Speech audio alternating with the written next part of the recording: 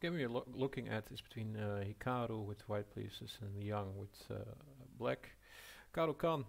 Hikaru actually tweeted the same day. Hikaru Khan is all pawn moves and no hope from the Queen's Gambit episodes quote, and we are having on the board right now. So very interesting game, actually very attacking game from black. And if Hikaru loses this, he would kind of lose his hopes on winning the US Championship. Okay, so the first interesting move is more or less here. Black offers a trade of queens, and it's actually a very peculiar reply, in my opinion, that we play here. That's a knight to c4. I'm honestly not sure what the thought behind it is. The knight is spinning itself in front of its queen. At this moment it can potentially in the future give a check, although right now it can't. If the king stays there, it can potentially go to b2 if the pawn moves, and the only square it can go now to would be e5 if you don't want to lose our queen. Understand that Hikaru wanted to prevent the queen trade, but that's perhaps not a very good choice. And if you don't want to trade yourself, then queen to c4 might be a better way of offering the queen trade, perhaps yourself. It doesn't matter, it's not a losing move, but it's just very, very peculiar to see this. Black continued. I'm not sure if Liang knew the deeper thought behind the move either, but a good thing to do then is just to continue your own plan and play logical moves, and castling absolutely is a logical and good developing move. And now Hikaru plays g4. So intentions are clear. We want to attack the black king, but we are very open ourselves. And yeah, honestly, it's not a good move. Black kept its cool, and whilst taking the pawn is actually interesting, you can, but what you clearly get is rook to g1. And whilst you can now continue with well, f5, or perhaps I would have chosen h5, I think. It is clear that white gets what it wants. It has a half open G file that it can use to attack. It can kick the knight in the future with a well-timed f3. However, it is playable because black now has f5 to gain some space and perhaps lift its rook. The black pieces are not that far from the king. The g4 knight is a defender. Knights are good defenders. The b8 knight jumps to d7 and is soon with the king. Bishop can go to f6, so it looks defendable. But yeah, you do have a rook and a queen pointing at your king side, and you play against Hikaru. So I understand that black chose not to accept a mere pawn for that. The response is also very logical. You play knight to d5, improving your knight, saying no, we're leaving the g file closed, and I'm putting the question to your bishop whilst improving my piece, what you're going to do. So here bishop e5 is played, which was the only square that the c4 knight could go to. Black continues again, knight to c6, hitting also the bishop on e5. And yeah, white continues its plan of attacking the king with the pawn push. Well, black says, if I wanted the g file to be half open for you, I would have taken the pawn. So I'll just push h5, and yeah, white continues with g6. And this is actually a very interesting position as well. I think it would have been interesting to see what would have happened if he just put the question to the knight now, because as I said, the c4 knight is pinned, can't go anywhere right now because the bishop is standing on e5. So if you just pile up on the knight with a5, the knight is twice attacked. b2 and e5, the only squares where it would defend the queen, are occupied, so you cannot move that right now. So what to do? Well, if you go on the defensive, which many player would do, I'm not sure if Hikaru is one of them, but then you get knight f to d2 clearly, or the compromise b3 is also an option. And now black can continue with rook a to c8, preparing c takes d4. And after b3, another compromise, we can get c takes, a knight b4, hitting the queen, and let's say queen b1, then we have still takes, and after pawn takes, we just boom, get our exchange sack in here, and after takes, black is having a very promising attack, very well placed pieces, and it's not sure how white continues here. Now, if we go back, we can also choose not to go on the offensive, and it's perhaps more likely that white would choose this path.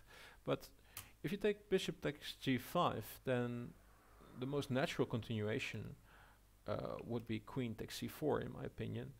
And then you get queen takes, knight takes, and after bishop takes, we have rook takes, and we have two pieces for the rook. So that is very nice, I would say. So if we go back, that would have been an interesting path to see the game from. What happened was also actually quite interesting. So black chose to open the c file now with c takes, and then after knight takes, queen takes, we get rook a to c8.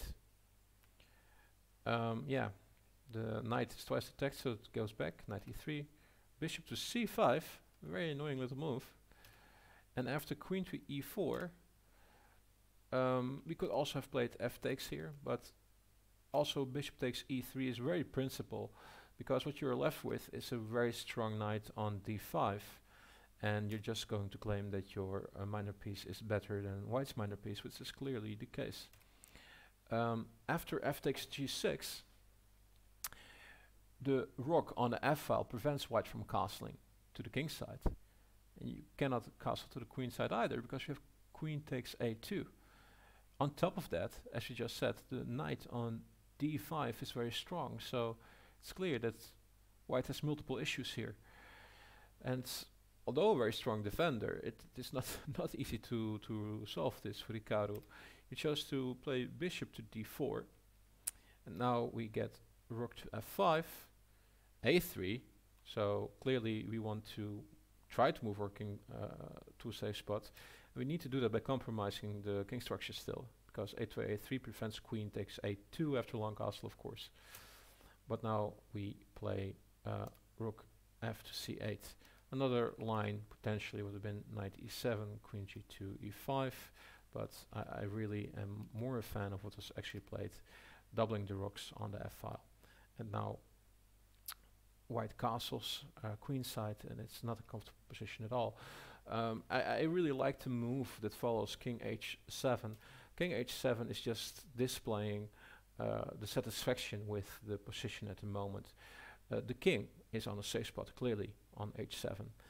The rooks, they literally own the f file. If white lands on the f file, he needs to pay rent, like in Monopoly. The queen shines directly into the position, and as mentioned before, the black knight is on a very active square, so basically everything that black has is better than white. Rook h to g1. Now we have knight f6. Perhaps we should have taken here, that was the move that I was considering at the time. Queen c2 though. Now we get knight to g4. Very nice, and e5 is also a threat. e4 is played, and rook to f1 is also very interesting. Black is basically saying, you know what, if you trade here, then we trade rooks, I take with the queen, and see what is left. It is my piece, my minor piece, the knight is totally dominating yours, and I'm going to win. Also, perhaps slightly relevant, after queen d1, we even win a pawn. After queen f2 check, queen, and then take on e4. Although I love winning pawns, it's actually the pawn is kind of doomed anyway, so it will sooner or later fall, so it's actually less relevant than the pieces itself. So rook f1 was played. White plays c4, and now we play our rook to the third row. So the f file is not enough. We want to cut the white's position like this as well. And white chooses to play e5 here. Well, thank you very much. It does make sense, but now your bishop is even worse. Rook to c8, taking on c4 is a very, very serious threat right now. And after c5, black says thank you very much for putting many of your pawns on black squares. Actually, at the moment they are all on black squares, but the h4, e5 pawn, and kind of the c5 pawn as well are kind of cemented where they are right now. king to b1, rook f1, same as before. And now king to a2, we trade the rook. So this one rook less on the board. Idea is also, as you saw before, if you have a very strong minor piece, the less other pieces you have in general, it makes your piece stronger. Be sure that it's not a piece that's actually supporting your your minor piece. We will actually see that later in the game, where black still can go wrong, because for now we're cruising. Queen c6, b4, rook to d5. We are attacking the pawn twice. We're also threatening queen to d7. A bishop to c3, knight to e3, hitting the queen, queen c1, and knight back to f5. Now after queen e1, we get the last rooks off the board, and we play queen to d5 check. After king b2, we could here choose to hit on h4, and after queen takes check, it's clear we will win the pawn on e3, but if we give a couple of checks instead of just one here, we will actually even win the pawn with the check to keep the initiative for as far as was even needed. Although this is a very good line, which will clearly win the game actually, I fully understand black not wanting to give up the knight for the bishop, and black went with queen to d3. Now bishop g5, knight to d4, queen to c3, and this is an interesting moment actually. So although I've been displaying and showing to you how black is cruising, you can actually go wrong still. If you're like, oh, I'm up pawns and I'm very comfortable, I see a fork coming with the knight, let me just trade queens here. Queen takes c3 and king takes c3. Well, that's actually a mistake, and you let white back into the game. If not, you let white win. Yes, there is a fork with knight to f3, but with move b5, white is simply saying, do I not have a majority on the queen side? And is your king not very, very far away from that? So if we now would take with our knight the bishop, it might look nice, because after h takes g5, oh, is our pawn not also queening? Well, perhaps, but after you take the bishop, c6 is a wake-up call. And now you cannot do much anymore, because after take, the knight needs to be on one of the highlighted squares in 2 moves to stop the white pawn from queening, and there's no way to get there. If we give check, just to try something, then king d4 is good enough, although king to c2 would have been a very principal move in my opinion. And yeah, it's over, because where is your knight going to move? The next moves are c7 and c8 queen. So that's just to give you a illustration. Let's say we don't take the bishop then, because you understand we need to have our knight's defender, but then I take a pawn, you say, right? I have e5. Well, you might have, but king d4. And now knight f3 check, again, does not really help, because you have king e4. And take. Now our king, our white king, is absolutely stopping the h pawn, and our c pawn is not stoppable. So we will win this. And let's see, what else can we try? If we do like knight d7, a more defensive role perhaps, we just play c6, and after b takes c6, b takes c6. Knight b6, the knight is not a good defender at all. There are actually many ways to win this for white, but the most simplistic way would just be move our king over to win the pawn and then help the white c pawn to promote. So that is a way how you can go wrong by, for example, now trading queens. Black is not a mere mortal like us, so it clearly saw that and chooses to keep the queens on the board.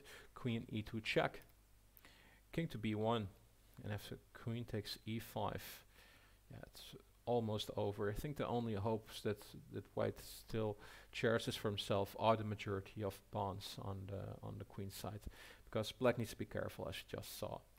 So we have a4, and now a6 stops future play there.